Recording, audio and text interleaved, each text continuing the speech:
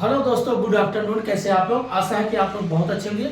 चलिए दोस्तों, आज का हमारा टॉपिक है इंडियन कॉन्स्टिट्यूशनल अर्थात भारतीय संविधान, जिसमें आज का आपका टॉपिक रहेगा शेड्यूल मतलब अनुसूचियां। देन उसके बाद सोर्स ऑफ इंडियन कॉन्स्टिट्यूशनल, भारतीय संविधान के स्रोत और अनुसूचियां। ये दो टॉपिक को अच्छे से समझेंगे। यहाँ से कहीं के बार आपका फैक्चुअल क्वेश्चन पूछता है। अब पहले समझेंगे भारत में टोटल कितने अनुसूचियां है। तो अनुसूचियां जो आपका पार्ट 22 है, 22वें भाग के अंतर्गत आता है। टोटल कितने इसमें अनुसूचियां? पहले 8 थे, अब वर्तमान जो आजकल 12 हो चुके हैं। तो एक एक करके समझेंगे। उसके बाद देखेंगे भारतीय संविधान के स्रोत।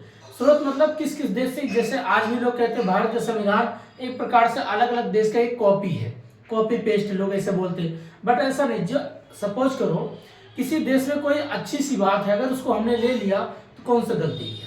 किसी व्यक्ति के अंदर कोई अच्छाई है, अगर वो चीज आपने एक्सेप्ट कर ली तो कोई गलती किया? नहीं। इसी प्रकार से जब देश को, अपने भारत जैसे देश को बेहतर बनाना था, तो हमने अलग अलग देशों में जो अच्छाइयाँ थी वो एडॉप्ट किया, एक्सेप्ट किया, वो अपने संविधान में जोड़ा गया। तो यही बेसिक चीज हमें समझना है। अब पहले समझते भारतीय संविधान की अनुसूचियां। तो भारतीय संविधान की टोटल 12 अनुसूचियां। पहली अनुसूची क्या कहती है, दूसरी, तीसरी, चौथी, पांचवी, छठी, एक एक करके समझेंगे।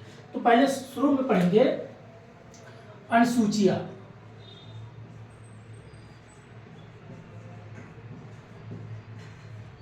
अनुसूचियां, अनुसूची जो भी बोलते हैं।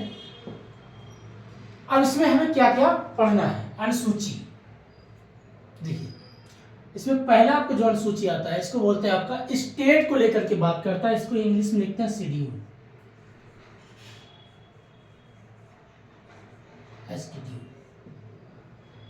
अब इसमें हमें क्या क्या पढ़ना है। फर्स्ट आपका आता है स्टेट। स्टेट अर्थात राज्य, अर्थात यूनिटी। अभी क्या कहता है? राज्य के मतलब एक तो एकता, उसके क्षेत्र, उसके एरिया, उसके सीमा की बात करता है। अर्थात राज्य मतलब जैसे मान लीजिए भारत है, ये भारत देश है। अब मान लीजिए कोई एक राज्य है, मान लीजिए अपना आंध्र प्रदेश है।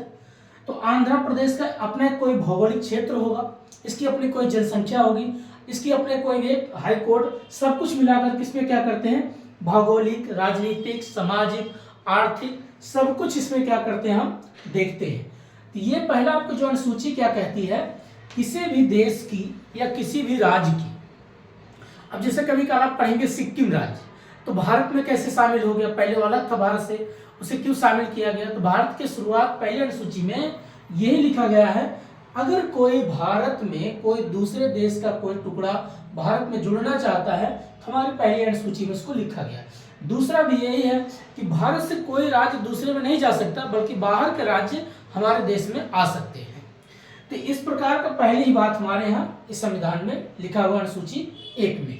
अर्थात राज्य की सीमा क्या होगी, उसकी एकता क्या होगी, कोई बाहरी राज्य अगर जुड़ना चाहता है तो जुड़ सकता है। इसमें हम पढ़ेंगे यूनिटी क्या है, फेडरल क्या है, कन्फेडरल क्या है, अर्थात एकता क्या है, संघीय क्या है और उपसंघीय। ये बेसिक चीज सब सारे पॉइंट किसमें देखने को मिलता है आपको, स्टेट यूनिटी अर्थात राज्य की एकता, अर्थात संघीय व्यवस्था की बात करता है, राज्यों की सीमा और उसकी एकता।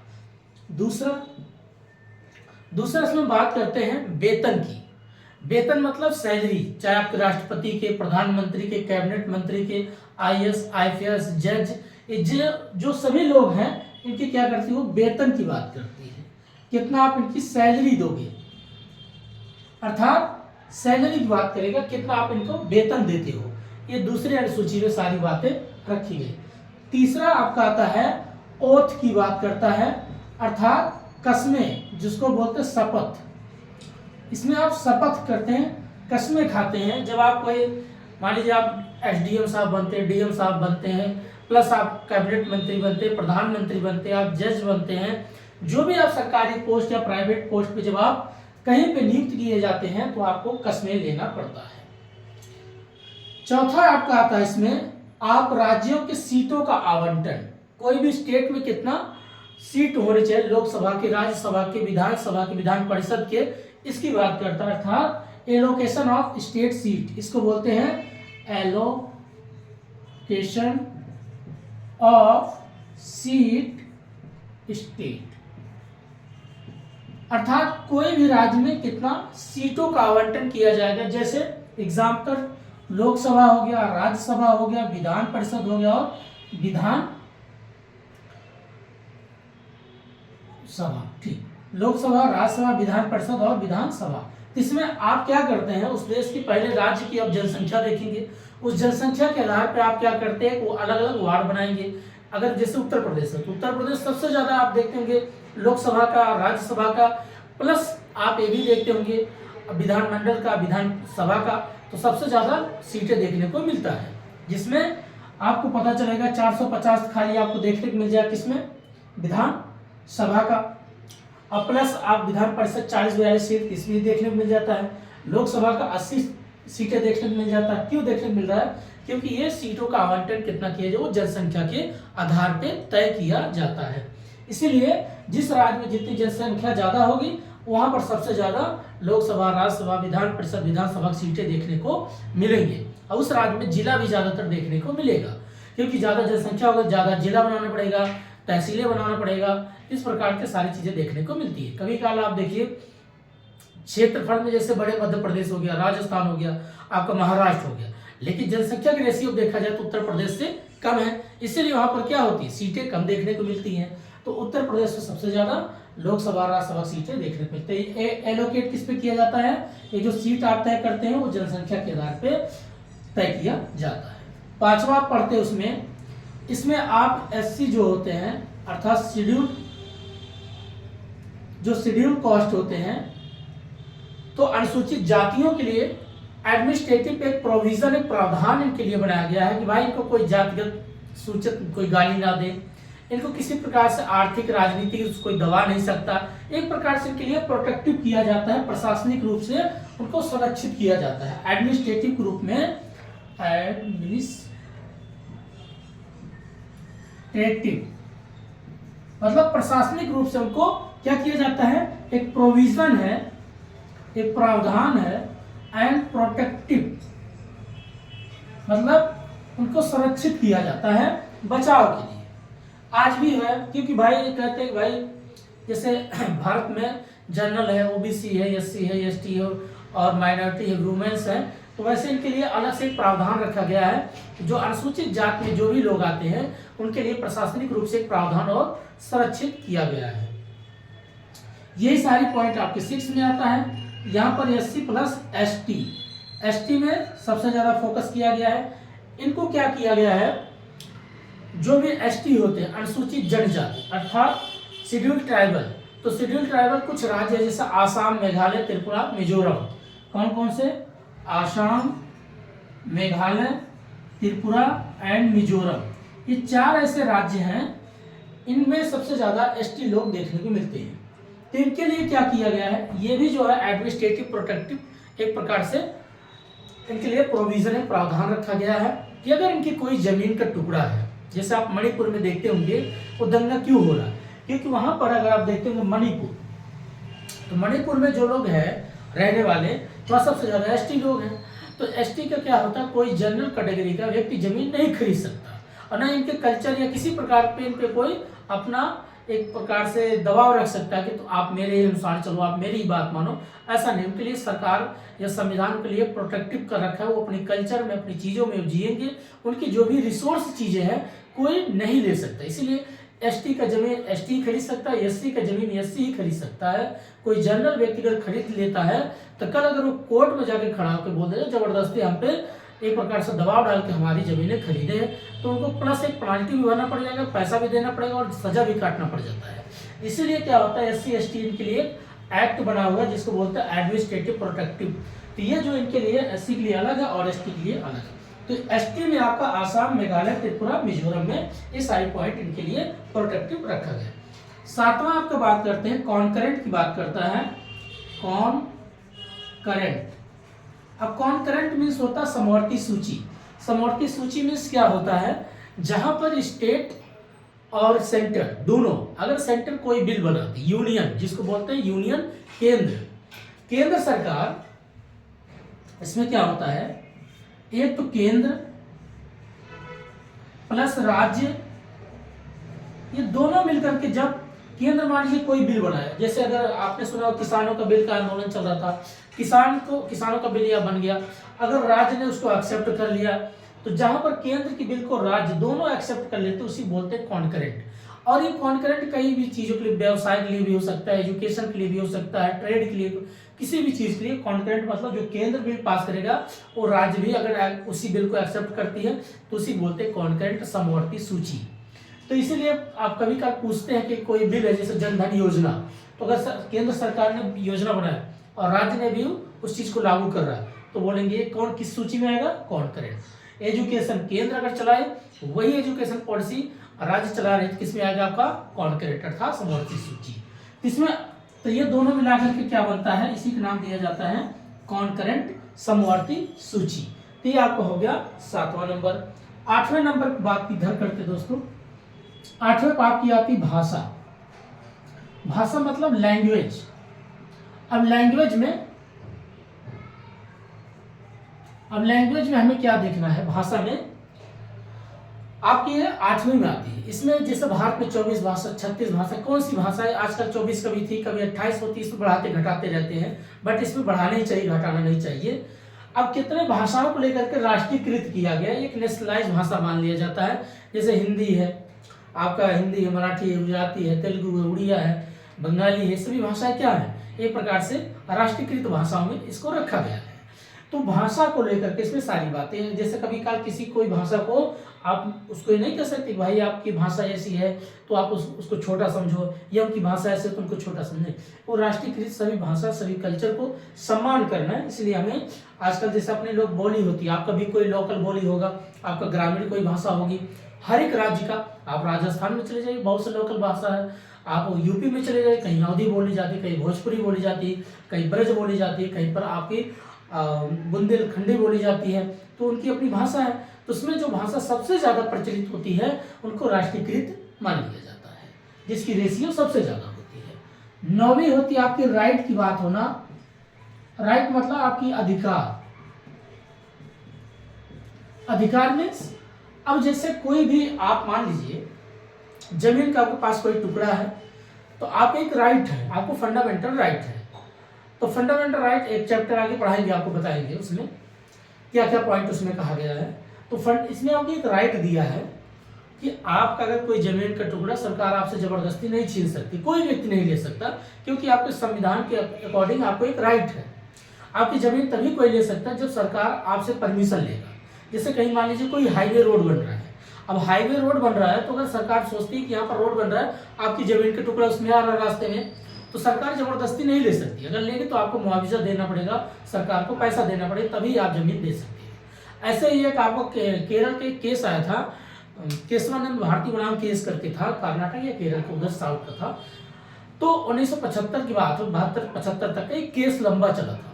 उस वक्त क्या था, फंडामेंटल राइट के आधार पे केशवानंद भारती बनाम केस जीत गए, क्योंकि उनका अपना राइट था। जबरदस्ती उनके मठ को कोई हटाने की बात हो रही थी तो हटाया नहीं गया। तो उसके इसी पे आपके पॉइंट की बात करता, राइट मतलब आपका अधिकार है, कोई भी आपको हटा नहीं सकता, कोई आपको छीन नहीं सकता, आपका अपना अधिकार, जब तक आपका परमिशन नहीं होगा कोई नहीं। दूसरा होता दल बदल। अब दल बदल क्या होता है, रिप्लेसमेंट जिसको क्या होता है। अब दल बदल क्या होता है, जैसे रिप्लेसमेंट होना, एक पार्टी से दूसरे पार्टी में डिस्क्वालीफाई करना, इस पार्टी से उस पार्टी में आपका क्या करते हो, चेंज कर देते हो। तो दल बदल क्यों लाया गया, ये 10वीं अनुसूची में क्या रखा गया। पहले क्या होता था, जब नई नई देश 1947 में देश अपना एक बना, उससे पहले कोई देश मानते ही नहीं था, अब देश मानने लग गए, क्योंकि सबकी अलग अलग कल्चर। महाराष्ट्र तो अपने मराठाओं पे चलते थे, यूपी के पता चला वो संयुक्त प्रांत में बंगाल के लोग अपने बंगाली कल्चर में जीते थे, राजस्थान पे रजवाड़ी सिस्टम में जीते, सब अपनी अपनी मतलब अलग अलग अपने राज्य का अपना ही देश मान के बैठे थे। लेकिन जब 1947 के बाद देश में एक प्रकार से 560 रियासतों को जोड़ा गया, इकट्ठा किया गया, किनके द्वारा, सरदार वल्लभ भाई पटेल के द्वारा। उन्होंने क्या किया, सभी राज्यों को जोड़ करके इकट्ठा किया।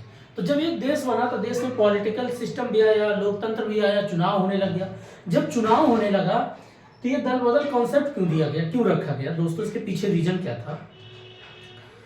ये तो मतलब बाद में जोड़ा गया दल बदल, क्योंकि उस वक्त जैसे कोई पार्टी नेता, अगर मान लीजिए आप किसी पार्टी में ज्वाइन है, उनकी सत्ता आ गई है, आप उनके अकॉर्डिंग काम कर रहे हो सकता है वो करप्ट काम कर रहा है, आप सोचते हो मैं इस पार्टी से निकल के मैं किसी और पार्टी में जाना चाहता हूँ, कोई नई पार्टी बनाएंगे जो समाज और देश के हित के बारे में सोचे कि भाई एजुकेशन के बारे में भी सोचना है, डेवलपमेंट के बारे में सोचना है, पर्यावरण के बारे में सोचना है, इन्वायरमेंट के बारे में मतलब सोचना है, लोगों के हेल्थ के बारे में सोचना है, वुमेन्स के बारे में सोचना है, सीनियर सिटीजन के बारे में सोचना। आपकी सोच अच्छी है, कुछ बेहतर करना चाहते हैं, और एक करप्ट पार्टी है, आप उसमें आप शामिल हो, वो आपको उसमें से निकलने नहीं दे रहा। तो ये आप दल बदल एक ऐसा कानून है जिससे आप उस पार्टी में रिजाइन देके हट सकते हो, किसी दूसरे पार्टी को ज्वाइन करके उसको आप मेजोरिटी रूप में जिता सकते हो या सत्ता में ला सकते हो, जो समाज के हित के लिए। इसलिए दल बदल एक बनाया गया था। लेकिन आजकल दल बदल जो बनाया गया था अच्छे के लिए, लेकिन लोग उसको हमेशा मिसयूज करते हैं, गलती करते हैं। क्यों? क्योंकि उनको लगता है कि ठीक है अगर पार्टी, आजकल क्या हो गया, पहले लोग लीडर होते थे, नेता होते थे जो समाज और हित के बारे में सोचते थे। अब आजकल नेता सिर्फ अपनी पार्टी को मजबूत करना है, प्लस उस कैंडिडेट को तोड़ के अपने कैंडिडेट में मतलब जोड़ लो। अब इसमें ज़्यादातर इसका मिसयूज होने लग गया। मिसयूज इसीलिए हो रहा, भाई पैसा फेंको, तमाशा देखो, पैसा आपने उसको दे दिया, तुरंत तो आप में शामिल हो गए, आपकी सत्ता बन गई। कल आप जो मन में करो, वो बोल देगा ठीक है मुझे क्या बनाओगे, बोल रहे ठीक, कोई आपको मंत्री बना देंगे, परिवहन मंत्री बना देंगे, बढ़िया फर्स्ट क्लास पैसा कमाओ आप।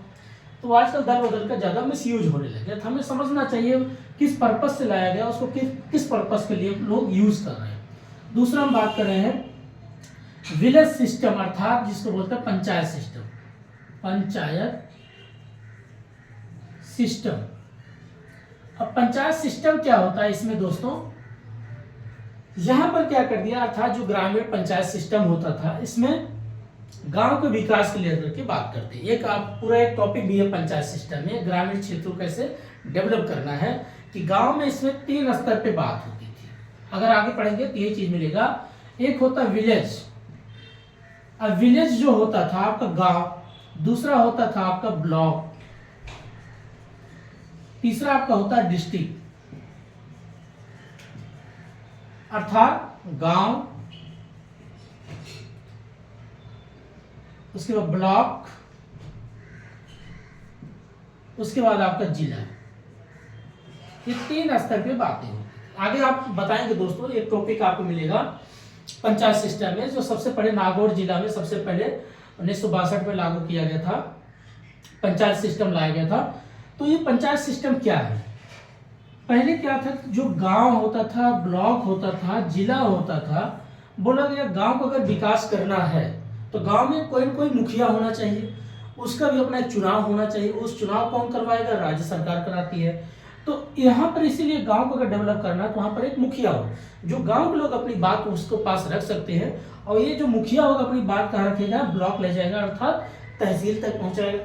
तहसील में बैठे होते बीडीओ साहब, नायब साहब, तहसीलदार साहब, कानीगो साहब, लेखपाल साहब। ये लोग पैमाइश करते थे, गाँव में चेक करते थे गांव में कितने लोग गरीब है, किसके पास घर नहीं बना, कितने लोगों को पानी की व्यवस्था हो पा रहा है, गांव में क्या पगडंडी है, चक्रोट है, इस प्रकार की सारी चीजें, गांव में तालाब है कि नहीं है, अगर तालाब है तो कितने चारागाह छूटे हैं, जानवरों के लिए कितने जमीन छूटे हैं, बच्चों खेलने कूदने कितने बने हैं, स्कूल कितने बने, सारे पॉइंट गाँव का मुखिया रखता था और ये बात ले जाता ब्लॉक पे। तो ब्लॉक पर तहसीलदार साहब बैठते हैं, वहाँ जिला पे आपका एसडीएम साहब बैठते हैं, एसडीएम साहब बैठते हैं, तहसील दिवस लगता है, हर किसी मंगलवार को लगता है, कहीं मंडे को लगता है, सबका अलग अलग अपना टाइम टेबल सेट कर रखें। यहाँ पर क्या होता है, गांव का मुखिया सारी बात यहाँ रखता और ये उसके बाद पूरा योजना बनती, सर्वे करते लेखपाल साहब, कानीगो साहब, तहसीलदार साहब। करने के बाद ये सारा फाइल जाता जिला कलेक्टर साहब के पास। अब जिला कलेक्टर जो भी होते हैं, मजिस्ट्रेट जो आप बनोगे, आईएएस बनोगे, तो यहाँ पर डीएम साहब के पास जाता है। अब डिस्ट्रिक्ट मजिस्ट्रेट जो होते हैं सारी चीज क्या करते हैं, उसको देखते हैं, चेक करते हैं। अगर ये गांव पीछे है तो इसके लिए फंडिंग करो, कुछ पैसा दो, इसको आगे बढ़ाओ। स्कूल में अगर नहीं तो स्कूल बेहतर करो। गांव में चारागाह नहीं तो ठीक, उसके लिए चारागाह, जमीन छोड़ो। तालाब नहीं है तो आज तालाब खुदवाओ, जैसे आजकल मनरेगा के आधार पर सारा काम होता है। ये सारा प्रोसेस किससे जुड़ा होता था? आपका ग्राम पंचायत से, अर्थात पंचायत सिस्टम से। तो इसको त्रिस्तरीय द्विस्तरीय क्यों बोलते थे? त्रिस्तरीय द्विस्तरीय कहते थे, ठीक है आपका विलेज होगा लेकिन ब्लॉक नहीं होगा, बाकी डायरेक्ट आप डिस्ट्रिक्ट से बात करोगे। कुछ लोग बोलेंगे नहीं, 3 स्तरीय होना चाहिए, गांव होना चाहिए, ब्लॉक होना चाहिए और डिस्ट्रिक्ट होना चाहिए। इसमें आप पढ़ेंगे बलवंत मेहता, अशोक मेहता, सिंघवी कमेटी, आगे बताएंगे दोस्तों। ये इस पे भी काफी ध्यान देना, यहाँ से भी क्वेश्चन पूछता है। कोई द्विस्तरीय की बात करता है, कोई त्रिस्तरीय। बलवंत मेहता कहते हैं भाई द्विस्तरीय, लेकिन अशोक मेहता कहते नहीं, हम 3 स्तरीय बात करते हैं। यहाँ से बात यहाँ भी जाना चाहिए, यहाँ से बात यहाँ जाना चाहिए। और डिस्ट्रिक्ट पे सब जब बात जाएगा तो डिस्ट्रिक्ट से अगर बात होगा तो आपका जो जिस राज्य का केंद्र होगा, कैपिटल होगा, वहाँ बातें उठाई जाएंगी।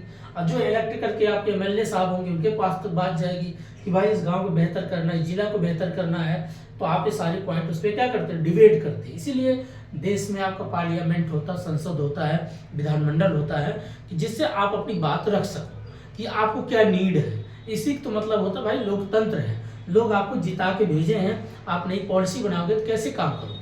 लेकिन आजकल पॉलिसी सिर्फ फाइलों में रह जाती है, ऐसा नहीं होना चाहिए। फाइल जमीनी स्तर पे काम होना चाहिए, ये सारी पॉइंट इसमें कहा गया है। उसके बाद लास्ट आपका 12वां जो टॉपिक है, इसको बोलते हैं, जैसे गांव का विकास करने के लिए था, तो 12वां का आता है नगर एमसीडी की बात करता है। एमसीडी म्युनिसिपल कॉर्पोरेशन डेवलपमेंट, अर्थात नगर पालिका विकास अधिकरण बोलते हैं। इसको डेवलप करने के लिए यहाँ पर जैसे मेयर चुने जाते हैं, जैसे यहाँ पर गांव में प्रधान चुने जाते हैं, इलेक्शन होता है, तैसे मेयर। इसमें क्या होता है, शहरीकरण को कैसे विकास करना, जिसको कस्बा बोलते हैं। तो उसमें भी चेक करेंगे भाई कितनी आबादी है, उस आबादी के हिसाब से क्या करते हैं, जोन बना देंगे कि ये आपका कस्बा हो गया। तो वहाँ पर देखते होंगे नगर पालिका जो लाइट होती है अलग लगती है, उनके लिए पानी व्यवस्था घर घर जो एमसीडी वाले आते हैं, आप देखते होंगे पानी भर करके पूरा टैंकर भर के आएगा, फिर हर एक गली गली हर एक मोहल्ले में पानी को डिस्ट्रीब्यूट किया जाता है, बांटा जाता है। या नल लगे होते हैं, वहाँ से पानी आप ले सकते हो, बिजली है वहाँ से आप बिजली प्राप्त कर सकते हो। तो अर्थात शहर के विकास करने के लिए सिटी, छोटे छोटे जो सिटी होते हैं, कस्बे होते हैं, उनको विकास करने के लिए नाम रखा गया एमसीडी। तो एक प्रकार जैसे गांव का डेवलपमेंट वैसे शहर का विकास करने के लिए सारी चीजें रखा गया है। इसको बोलते हैं नगर पालिका विकास अधिकरण। तो ये सारे पॉइंट आपका होता है अनुसूची। ये अनुसूची हमें पढ़ना बहुत जरूरी। और किस भाग में आता है, पार्ट ये जो है यहाँ पर नहीं लिखा, यहाँ लिख देते, ये भाग किस में आएगा, तो ये आपका पार्ट। इंग्लिश लिखना ठीक है, हिंदी बड़ा गड़बड़। 22, तो आपका 22वें भाग में इसको जोड़ा गया है। सॉरी दोस्तों, तो हमने सारी बात किसमें किया, आपका शेड्यूल अर्थात अनुसूची हो गई। अब बात करेंगे आपके भारतीय संविधान के स्रोत किस किस देश से। एक बार इसको रिपीट कर देते हैं, एक बार और समझा देते हैं। पहला क्या है, राज्य में एकता, उसकी क्षेत्र, उसकी सीमाओं की बात करता है। कोई राज्य किस देश से टच कर रहा है, उसकी कितनी भौगोलिक सीमा है, कोई दूसरे देश का अगर राज्य हमारे भारत में शामिल होना चाहता है, ये सारे पॉइंट किसमें ले गया, अनुसूची 1 में। इसमें आपका यूनिटी क्या है, फेडरल क्या है, कन्फेडरल क्या है, ये सारे पॉइंट इसमें आपकी बात करता है कि राज्य की सीमा क्या, अपना कितनी जनसंख्या, क्या भौगोलिक, कौन सी नदी। कभी कल आप देखते होंगे एक राज्य दूसरे राज्य से भिड़ भी जाते हैं, जैसे आप साउथ में कृष्णा कावेरी को लेकर के हमेशा विवाद होता है। एक चीज और भी दोस्तों, आजकल लोग क्या करते हैं, कभी बिहार को मिथिलांचल बना देंगे, यूपी को 4 टुकड़े कर देंगे। ये क्यों करते हैं, क्योंकि वो जनसंख्या के आधार पर उसको डिवाइड करना चाहते हैं। उनको अपना वोट बैंक चाहिए। अब वोट बैंक से किसी भी चीज को जितना डिवाइड करोगे और उतना पीछे हो जाएगा। विकास अगर करना, क्योंकि और भी मामला है और समस्याएं क्रिएट होने लगता है, नदी को लेकर के, भौगोलिक सीमाओं को लेकर के, क्लाइमेट को लेकर के, नहर को लेकर के, मौसम को लेकर के, बहुत कुछ चीजें आपको डिवाइड हो जाती है। इसलिए राज्य जो है ठीक है, उसको बेहतर करो, उसको डेवलप करो। कोई राज्य पीछे है, अगर उसको ज्यादा फंडिंग पैसा आ रहा है तो पीछे, तो वहां पर फैक्ट्रियां लगाओ, इंडस्ट्रियल लगाओ, अच्छे कॉलेज बनाओ, हॉस्पिटल बनाओ, नया इनोवेशन करो, रिसर्च सेंटर खोलो, तो अपने आप ऑटोमेटिक वो डेवलप हो जाएगा। जब इस पे कोई, आजकल जब पार्लियामेंट पे इस पे कोई डिबेट नहीं होगा तो कौन आजकल सब मुर्दे हैं, सबको लगता है बस चल रहा है जैसे चंगा सी। अगला बात करते हैं दूसरा, वेतन। वेतन मीन्स होता है सैलरी आपको मिलता है भाई, जब आप किसी पोस्ट पे जाओगे, चाहे आईएएस बनो, चाहे आईपीएस बनो, चाहे चीफ मिनिस्टर बनो, चाहे आप कैबिनेट मंत्री बनो, चाहे प्रधानमंत्री या प्रेसिडेंट, इस सभी के वेतन की बात कितना निर्धारित किया जाता है, ये वेतन की बात करता है। अब उसमें वेतन में सभी हुई अधिकारी का नाम आएगा। तीसरा होता ओथ, मतलब कसमें खाना। जब आप किसी पोस्ट पे जाते हो, सीएम बनते हो, पीएम बनते हो, कैबिनेट मंत्री बनते हो, आईएएस बनते हो, आईपीएस बनते हो, तो यहाँ पर आपको शपथ लेना पड़ता है, संविधान की कसम खाएंगे कि मैं कसम खाता हूँ, वादा निभाऊंगा, पूरा करूंगा, देश के ये एकता अखंडता को बनाए रखूंगा, अछूत पतन क्या क्या लोग बोलते हैं। तो ये आपका शपथ की बात करता है। चौथा आपका होता है एलोकेशन। एलोकेशन मीन्स क्या होता है? एलोकेशन करना, एलोकेट करना, किसी के लिए सीटों का आवंटन करना, निर्धारित करना। लेकिन ये किसके लिए? राज्यों में होता है सीट आवंटित करना हर एक राज्य के लिए, चाहे आप आंध्र प्रदेश उठाओ, चाहे मध्य प्रदेश उठाओ, चाहे तमिलनाडु उठाओ, चाहे गुजरात उठाओ, किसी भी राज्य को आप चेक कर सकते हो। तो लेकिन वो सीट किस पे आवंटित किया जाता है? जनसंख्या के आधार पे। जिस राज्य में जितनी जनसंख्या ज्यादा होगी उतनी वहां पर लोकसभा राज्यसभा की सीटें देखने को मिलेगा। कभी कल इसीलिए कभी कल डिबेट चलता है कि साउथ और नॉर्थ के लोगों में डिफरेंस क्या है। आज भी लोग साउथ के लोग कहते हैं भैया नॉर्थ के लोग हम एक्सेप्ट नहीं करते। बोलेंगे क्यों? कहेंगे एक तो आप लोग की जनसंख्या ज्यादा, आप लोग सबसे ज्यादा कैबिनेट मंत्री बनते हो, सबसे ज्यादा पीएम बनाने वाले आप लोग हो, हमारे यहाँ से तो उतने पीएम नहीं अब तक बने। लेकिन आप हमारे साथ क्यों इस तरीके से हम वहां से लोग यहाँ रोजगार छीनने आते हो, अपने यहाँ क्यों नहीं? बात तो सही है, जब तुम्हारे लोग कैबिनेट मंत्री बने, जब तुम्हारे लोग एमएलए, तुम्हारे एमपी एमएलए क्यों नहीं तुम्हारे स्टेट के बारे में सोचते भाई? क्यों नहीं डेवलपमेंट के बारे में सोचते? क्यों नहीं जनसंख्या नियंत्रण के बारे में सोचते? कौन सोचता है? साउथ के लोगों ने चलो जनसंख्या नियंत्रण भी सोचे, डेवलपमेंट के बारे में सोचे, आज वो अपने आप को डेवलप किया। अब यही लोग जनसंख्या कीड़े मकोड़े सब्जी भाव पैदा कर लिए, जाके वहां रोजगार छीनते। ये तो गलत बात है। भले आपको फंडामेंटल राइट दिया, किसी राज्य में आ सकते जा सकते, बट ये चीज होता है। आप हो, आप पता चला हर एक नियम को पालन किया, आपने 2 बच्चे किया, दोनों बच्चों को अच्छे से पढ़ाया, नौकरी लग गया, वो पैसे कमा रहे हैं, आप अपना घर समृद्ध कर रहे हैं, आगे बढ़ रहे हैं। अब कोई किसी घर में 10 बच्चे पैदा हैं, कुछ काम नहीं कर रहे हैं, निठल्ले हैं, साग सब्जी बेचे, चलो वो भी करो, पता चलो आपके आकर के आप यहाँ नौकरी छीनना शुरू कर दी, तो आपके रिसोर्स भी छीनेंगे, तो आपको तकलीफ होगा ही, क्योंकि उन्होंने नियम का पालन नहीं किया।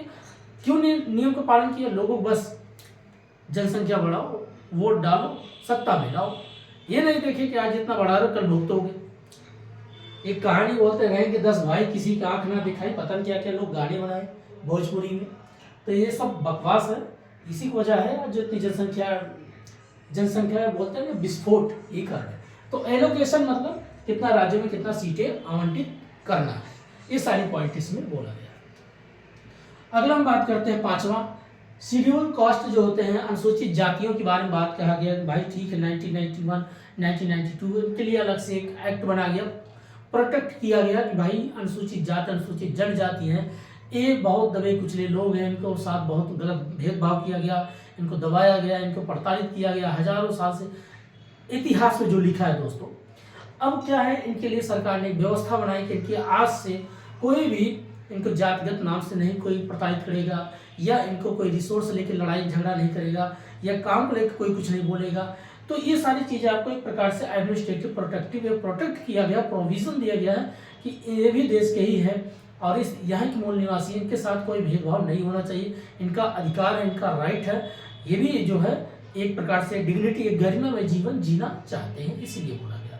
उसी वही चीज आपका 6ठी में आता है। 6 में आपका एसटी की बात होता है, जिसमें कुछ राज्यों में सबसे ज्यादा आपको एसटी लोग देखने को मिलते हैं, जिसमें आसाम, मेघालय, त्रिपुरा और मिजोरम। तो इनके लिए भी इनके जो रिसोर्स हैं, इनकी जो कल्चर है, जल जंगल जमीन है, तो इस प्रकार से इनकी जो चीजें हैं बचा कर रखना चाहते हैं, और कोई दूसरा व्यक्ति इनके कल्चर को या इनकी जल जंगल जमीन को छीन नहीं सकता।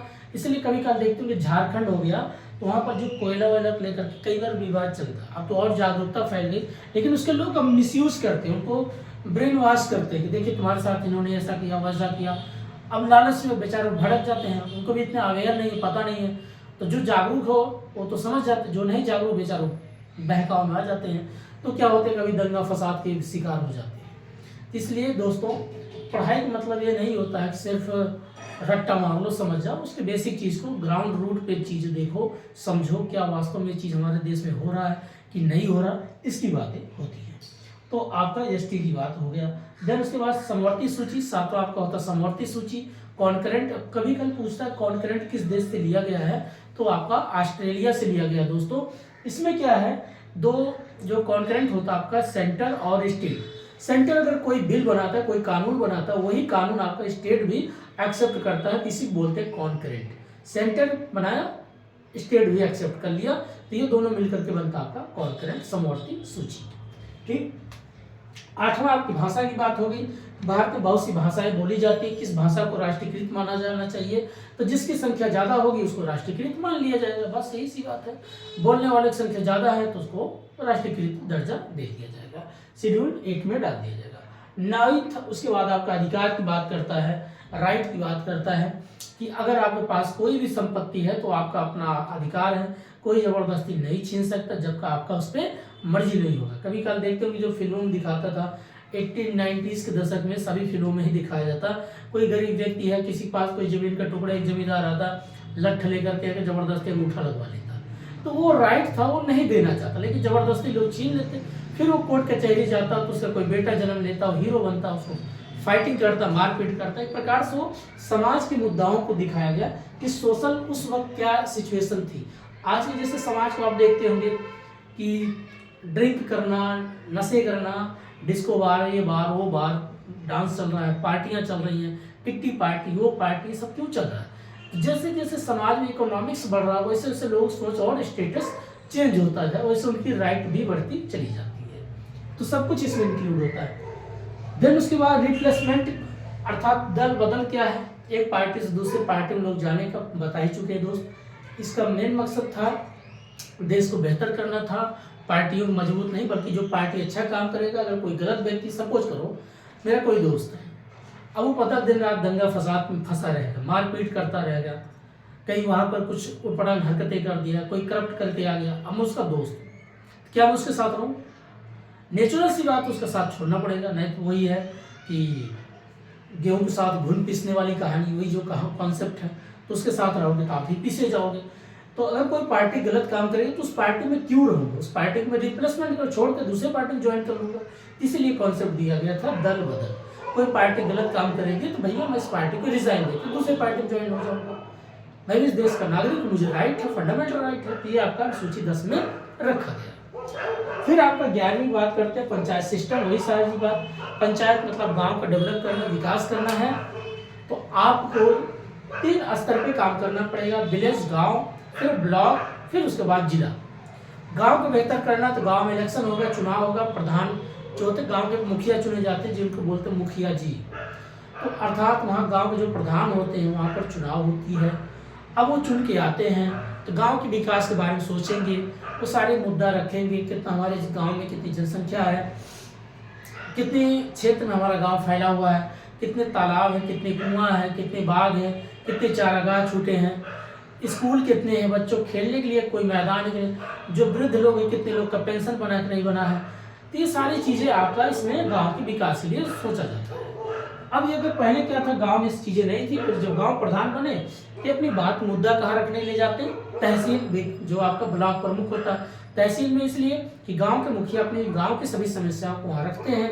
वही हमारे गांव में चीज़ें डेवलपमेंट नहीं, ये चीज़ की कमी है, इसको आगे बढ़ाना, बेहतर करना। इसीलिए जब ये जिला स्तर पे ये बात है, फिर जिला स्तर पे जाते, जिला स्तर पर कलेक्टर साहब जो बैठे, जब आप कल के IAS बनोगे, IAS बनने के ये मतलब नहीं कि आप कोई बहुत बड़ी आप तोप हो जाओगे, आपको एक प्रकार से समाज के बेहतर करने के लिए जाओगे। उसका नाम ही इसीलिए bureaucracy service, Indian administrative service. आप भारतीय प्रशासनिक सेवा स्तर पे जा रहे हो, मेवा खाने के स्तर पे नहीं। लेकिन लोग मेवा खाने चले जाते हैं, इसलिए करप्ट होकर फंस जाते हैं। तो आपको यहाँ पर इनको बेहतर करना है, देश को बेहतर करना, महिलाओं के बारे में सोचना, वुमेन्स के बारे में सोचना है, गर्ल्स के बारे में सोचना है, स्कूल के बारे में सोचना है, गांव के क्लाइमेट के बारे में सोचना है, भाई वहाँ जलवायु स्तर क्या है, वाटर लेवल क्या है गांव में।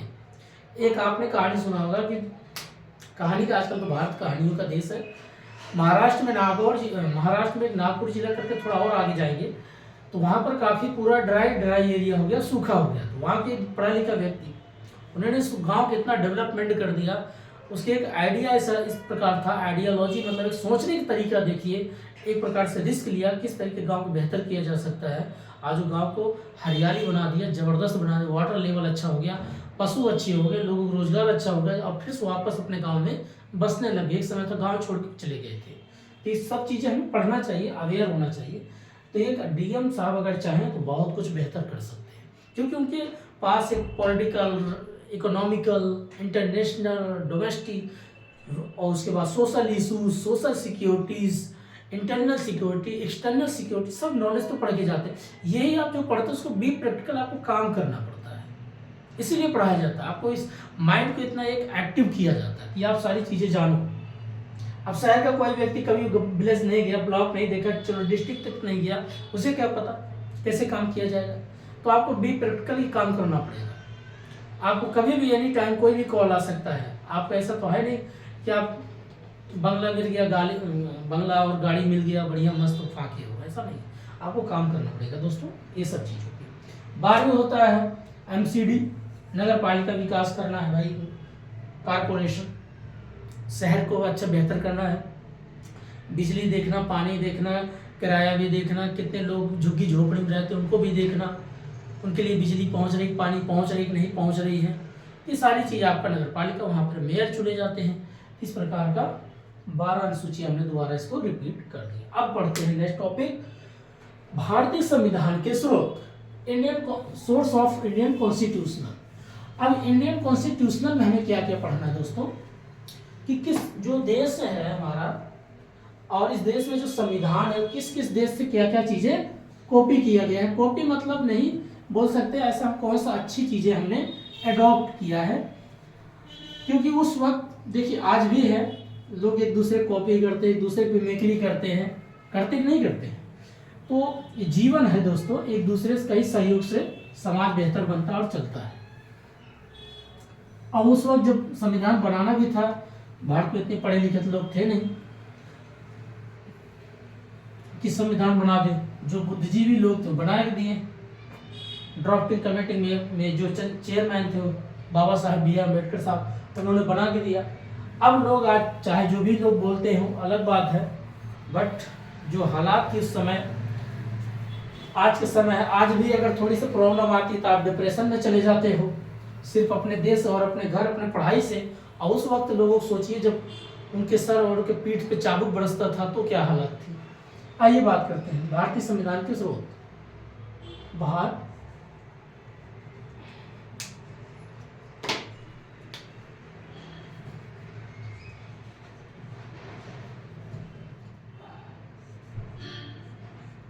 भारतीय संविधान के, दिखाई नहीं दे रहा होगा, आधा कट आ रहा होगा, नीचे लिखते हैं भारतीय संविधान के स्रोत, ये चीजें अर्थात source of Indian constitution,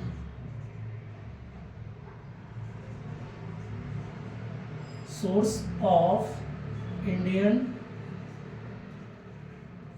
constitution,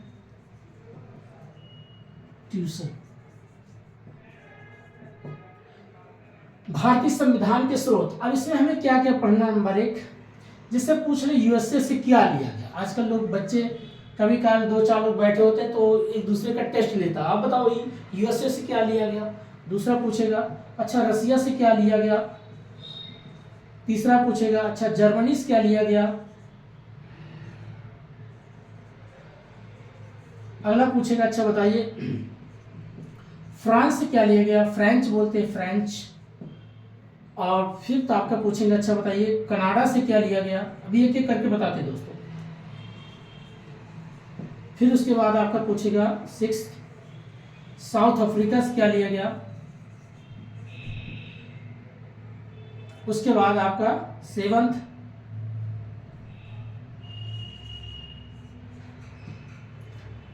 पूछ लेगा आयरलैंड से क्या लिया गया।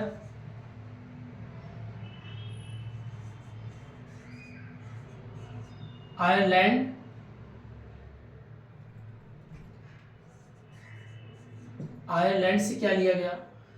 देन उसके बाद 8 आपका पूछ लेगा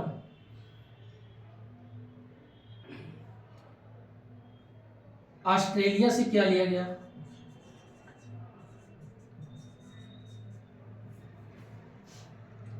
ये प्लस और 9th उसके आपका जापान भी लिख सकते हो, इससे क्या लिया गया। ये सारी पॉइंट एक एक करके समझते, बस यही चीज आपका। उसके बाद लास्ट एक और लिख देते हैं 1935 इंडियन कॉन्स्टिट्यूशन। बेसिक चीज एक एक्ट है, भारतीय अधिनियम इसको बोलते हैं, इंडियन एक्ट 1930 भारतीय अधिनियम 1935 से क्या क्या चीजें लिए गए। ये पूरा अगर देखा जाए तो मिनी कॉन्स्टिट्यूशनल का बेसिक यही शुरुआत होता है। अब बात करते हैं यूएसएस क्या लिया गया, बहुत कुछ चीजें। फंडामेंटल राइट, फंडामेंटल राइट सबसे ज्यादा कहां से अगर पूछा जाए तो आपका मूल अधिकार कहां से लिया गया, पूरा फुल फॉर्म लिख देते भाई, फंडामेंटल राइट कहां से लिया गया, ये आपका यूएसए अमेरिका से। दूसरा पूछा जाएगा रसिया से क्या लिया गया, आपका फंडामेंटल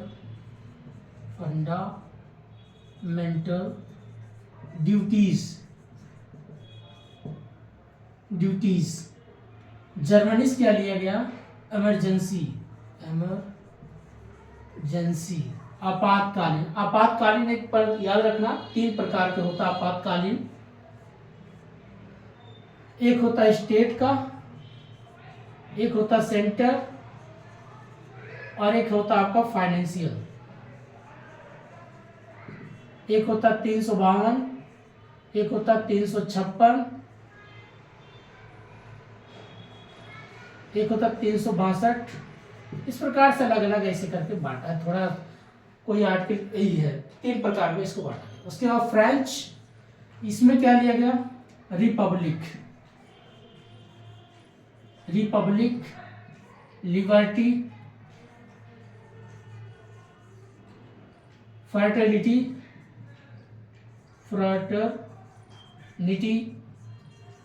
ये सारे पॉइंट आपका फ्रेंच से लिया गया अर्थात फ्रांस से। देन उसके बाद कनाडा से फेडरल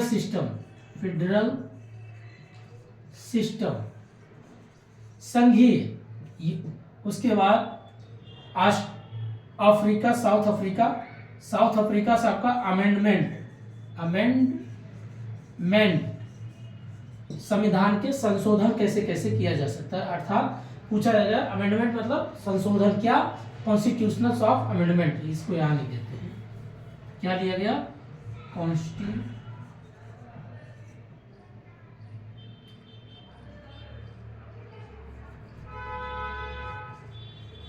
कॉन्स्टिट्यूशन ऑफ अमेंडमेंट अर्थात भारतीय संविधान के संशोधन। किस देश से, साउथ अफ्रीका। आयरलैंड से TPSP, राज्य के नीति निर्देशक तत्व। डायरेक्ट प्रिंसिपल स्टेट पॉलिसी, इसको बोलते हैं डायरेक्ट प्रिंसिपल स्टेट पॉलिसी। तो डायरेक्ट प्रिंसिपल स्टेट पॉलिसी कहां से, आपका आयरलैंड से। ऑस्ट्रेलिया से क्या लिया गया, यहां लिख देंगे, नीचे नहीं दिखेगा, हमें पता दोस्तों। ऑस्ट्रेलिया से कॉनकरेंट मतलब समवर्ती सूची। अभी जो हमने बात किया कॉनकरेंट में 3 क्या क्या, एक होगा आपका सेंटर और एक स्टेट। ये क्या है, सेंटर और स्टेट की बात करता है। सेंटर अगर कोई कानून बनाता है तो स्टेट में अगर उस चीज को लागू कर लेता है, दोनों उस चीज को एक्सेप्ट करते हैं, उसी बोलेंगे कॉन्करेंट समवर्ती सूची। और जापान से क्या लिया, विधि के नियम। कोई लॉ है, कोई कानून बनाया जाता है तो विधि के नियम, रूल ऑफ लॉ, इसकी बात करता है। तो ये दोस्तों, और एक आपका पार्लियामेंट्री सिस्टम, यहां लिख देते हैं। पार्लियामेंट्री सिस्टम क्या है, यूके से अर्थात यूनाइटेड किंगडम से लिया गया। क्या था आपका, पार्लियामेंट्री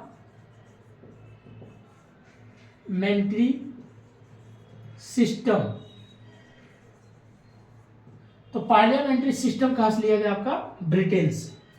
ठीक है दोस्तों, बाकी 1935 आपका सब एक्ट इसमें आपको देखने को मिल जाता है। ये सारे जो पॉइंट हमने बात किया, ये इंडियन कॉन्स्टिट्यूशन भारतीय संविधान के स्रोत हैं। एक एक फिर से बात, अमेरिका से क्या लिया गया, फंडामेंटल राइट। हाँ, कभी कभी पूछा जाता है आपका प्रेसिडेंट इलेक्शन कहां से है, तो president election, prime minister election, सब कुछ अगर देखा जाए तो आपको ऑस्ट्रेलिया, सॉरी यूएसए। जैसे यूएसए में क्या होता है, आपको पावर किसको, प्रेसिडेंट को। लेकिन भारत में पावर किसको सबसे ज्यादा, प्राइम मिनिस्टर को। लेकिन काम कौन करता है, प्राइम मिनिस्टर। और आपका प्रेसिडेंट एक प्रकार से खाली उनको एक बस कठपुतली की तरह रखा गया, और कुछ है नहीं। पावर उनको सिर्फ एक पॉकेट वीटो का साइन करने के लिए रखा गया है। तो आपका यूएसए से फंडामेंटल राइट, रसिया से फंडामेंटल ड्यूटीज, जर्मनी से इमरजेंसी, फ्रांस से Republic and liberty and fraternity equality, ये सारी बात कहाँ से आपका फ्रांस से। कनाडा से फेडरल सिस्टम संघीय, फेडरल सिस्टम मीन्स क्या होता है, जिसे कई राज्य एक साथ जोड़ दो, उसको बोलते हैं संघीय व्यवस्था। अगला है साउथ अफ्रीका से कॉन्स्टिट्यूशनल ऑफ अमेंडमेंट, भारतीय जो भी संविधान का संशोधन आप करते हैं, जैसे आप पढ़ेंगे 42वां संशोधन, 44वां संविधान संशोधन, ये क्या है, बार बार आप संशोधन करते जाते हो, क्यों किए जा रहे हो, संविधान आप कितना बार, मुझे लगता है दोस्तों 107, 108 या 110 लगभग हो चुका है वो संशोधन, इतना बार हो गया संशोधन मतलब अमेंडमेंट करना, नए कानून लाना, पुराने कानून को रिजेक्ट करना, नए चीजें अमेंडमेंट। अब जैसे बहुत सी चीजें ब्रिटेन की बनाई हुई सारे सिस्टम अब चेंज किया जा रहा है। अभी आपने लेटेस्ट में देखा होगा करंट में, जो जुडिशरी में एक महिला खड़ी होती थी जिसको न्याय की देवी बोलते हैं, ऐसे वो एक हाथ में तराजू और दूसरे हाथ में तलवार लेके खड़ी होती थी। ये पूरा कॉन्सेप्ट ब्रिटेन का था। अब भारतीय संविधान में भी लेटेस्ट की पिछले 1 मंथ से ही चल रहा था, तो उसमें पूरा चेंज किया गया। अब जो महिला थी पूरा वो क्राउन जो पहन रखी थी, पूरा ब्रिटेन का ड्रेस था। अब हमारे यहाँ के ड्रेस में एक महिला साड़ी पहन रखी है, उसके हाथ में कॉन्स्टिट्यूशन मतलब संविधान है, और हाथ में तलवार के बजाय वो तराजू है। जहाँ पर तलवार था वहाँ पर किताबें आ गए, संविधान आ गया, संविधान किताब, और प्लस हाथ में आपका तराजू आ गया। आप जाके देख लीजिएगा, ये लेटेस्ट में पूरा चेंज कर दिया गया। तो ये क्या होता है, आपका अमेंडमेंट होना, संशोधन करना होना भी चाहिए। हमें अपना चीज बनाना चाहिए, अपने ही देश के नियम कानून तय करना है, अपने जनसंख्या के हिसाब से कानून बनाना है, समय के अनुसार परिवर्तन होना भी चाहिए। कभी कभार देखते हो कि मुखर्जी नगर बहुत एक हब होता था एजुकेशन IAS UPSC का, लेकिन ऐसी कौन सी घटना घटी कि आज वहाँ देखिए सब पे ताला लगे पड़े हैं। ये क्यों हो रहा है? ये भी प्रकार संशोधन, ठीक है, वो लोग अपनी बिल्डिंग तोड़ेंगे, नई बिल्डिंग बनाएंगे, नया डेकोरेट करेंगे, अच्छा बिल्डिंग बनाएंगे, अच्छे कमरे बनाएंगे, फिर बच्चे जाएंगे पढ़ाई करेंगे। तो अगर वो लोग नहीं करेंगे तो वहां से बच्चे निकल जाएंगे, कोई अलग एरिया पकड़ेंगे। तो ये क्यों होता है? संशोधन। अगला बात करते हैं आयरलैंड। तो आयरलैंड से क्या लिया गया? DPSP, direct principle state policy. इसमें क्या कहा गया दोस्तों, ये आर्टिकल आपका 36 से लेकर के 51 तक की सारी पॉइंट बात करता है। इसमें क्या बात करता है, ये नॉन कॉन्स्टिट्यूशनल का पार्ट होता है। अगर कोई राज्य अपने राज्य में कोई पर्यावरण को लेकर के, महिलाओं के बारे में, रोजगार के बारे में, युवाओं के बारे में, प्लस आजकल जैसे वाइन है, ठेका है, शराब का है, उसको बंद करना चाहिए, उसको खोलना चाहिए, जो भी अपने राज्य को बेहतर करना चाहता है, पर्यावरण, एजुकेशन, हॉस्पिटल, प्लस रोजगार, और रोजगार के साथ साथ महिलाओं के लिए सुरक्षा, एग्रीकल्चर, सभी चीज का जो इसमें जुड़ा होता है कि direct principle of state policy. आपका डायरेक्ट प्रिंसिपल एक सिद्धांत बनता है, राज्य के नीति निर्देशक तत्व है कि आप उसको अगर आप बेहतर करना चाहते हो, आगे बेहतर और बनाना चाहते हो, तो ये पॉलिसी ही काम करती है। लेकिन ये किसमें, कहाँ से लिया गया? आयरलैंड से। आयरलैंड से इसीलिए लिया गया कि अगर कोई आप नीति बनाते हो, कोई पॉलिसी बनाते हो, तो कैसे आप काम करोगे, ये कॉन्सेप्ट आयरलैंड से लिया गया। ऑस्ट्रेलिया से हमने बोला क्या? कॉन्करेंट समवर्ती सूची। समवर्ती सूची मीन्स होता है जिसमें आपका सेंट्रल और स्टेट दोनों मिल करके कोई बिल बनाते हैं, और उस बिल को दोनों एक्सेप्ट करते हैं, और आगे बेहतर करने के लिए, चाहे इंपोर्ट, चाहे एक्सपोर्ट, चाहे ट्रेड, चाहे कॉमर्स, कोई भी चीज़ के लिए आप बना सकते हो, या एग्रीकल्चर, या फैक्ट्री, या सर्विस सेक्टर, किसी पे भी बन सकता है। जापान से आपका रूल ऑफ लॉ मतलब विधि के नियम। तो एक प्रकार से आयरलैंड से विधि के नियम, लेकिन ये भी जो है आपका विधि की बात करता है, समागम की बात करता है, कैसे बेहतर किया जा सकता है, जापान से भी लिया गया है। ये सारे पॉइंट है दोस्तों, एक बार कभी भी अपना, लेकिन ये जो मैं सारी चीजें बता दिया ये तो खाली ब्रीफ में बताया, आप लोग किताब भी पढ़ते रहना। किताब जरूरी है दोस्तों, किताब से ही पढ़ के सारी चीजें बताना ही बेहतर होता है। किताब में क्या होता है, हमें और भी चीजें क्लियरिटी मिलती है।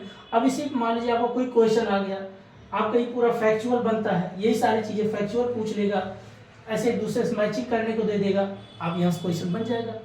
लेकिन हमें बेसिक चीज जानना बहुत जरूरी है। तो दोस्तों आज बस इतना ही है। आज हमने क्या क्या पढ़ा, आज का आपका टॉपिक शेड्यूल और Indian source of Indian constitutional, तो 2 चीजें हमने पढ़ा। अब ऐसे हर दिन एक वीडियो आता रहेगा, पॉलिटी के ऊपर।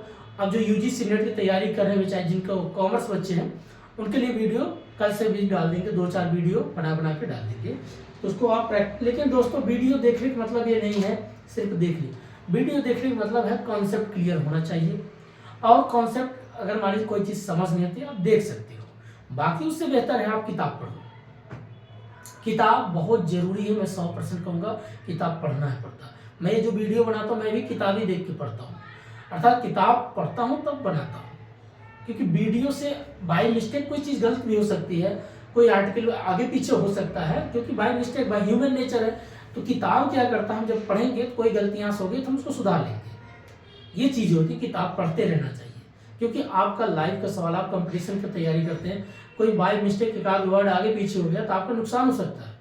इसलिए किताब पढ़ते रहना चाहिए, वीडियो पर ज़्यादा डिपेंड नहीं रहना चाहिए। ठीक है दोस्तों, इसलिए सीखने के पर्पज से है, कोई चीज़ है तो आप देख सकते हो। वीडियो आपको हेल्प कर देता है, आप पढ़ोगे तो समझोगे तब समझ में आएगा, यहाँ कोई डायरेक्ट आपको सारी चीज़ें बता देता है, फर्क ये होता है। तो आज इतना ही दोस्तों, बाकी कल फिर मिलते हैं, तब तक के लिए नमस्कार, जय हिंद, मस्त रहिए, पढ़ाई करते रहिए, थैंक यू वेरी मच।